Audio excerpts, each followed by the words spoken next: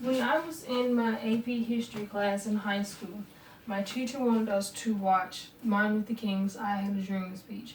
And I really didn't want to watch it because I felt as though the speech had nothing to do with my life because the speech did occur in the 60s and it was 2016. So I didn't think that it had a really big emphasis on my life.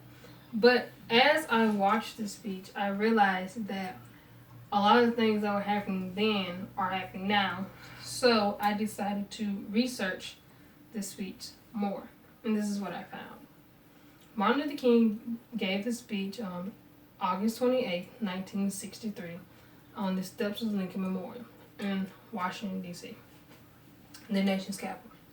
Now, the speech was mainly talking about how Martin felt as though that we needed more equality among our races.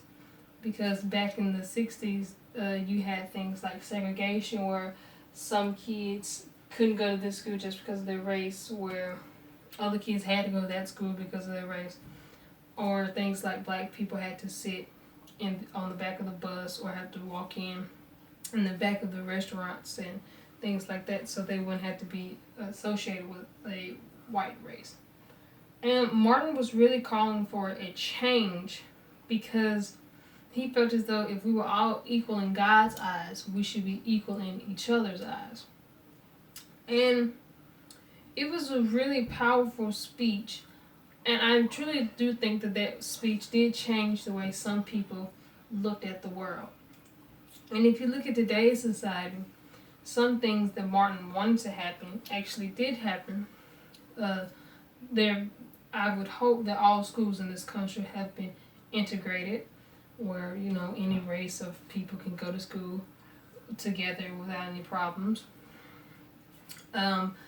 Just because you're black doesn't mean you have to sit in the back of the bus or walk in the back of a restaurant and things of that nature. But still, some things are still occurring that maybe some people wouldn't pay attention to.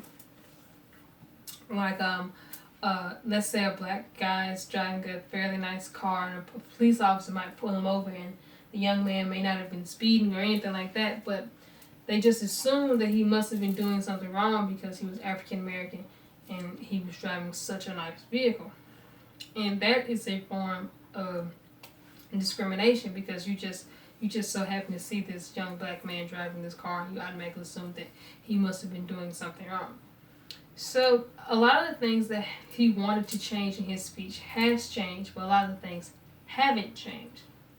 And I think if Martin Luther King were alive today, he would want us to, strive for more changes. I mean, because we do have some significant changes going on, like the gay rights movement and things of that nature.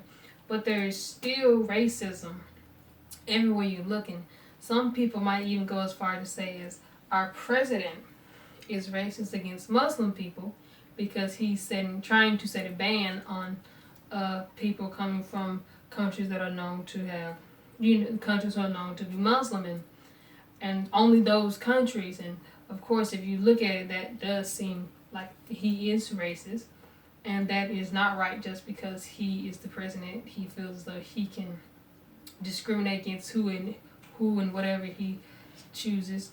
So I think if Martin Luther King were alive today, he would give a different speech, but it would basically be the same speech, just because the same things that are happening in the 60s are happening today, just in a newer way.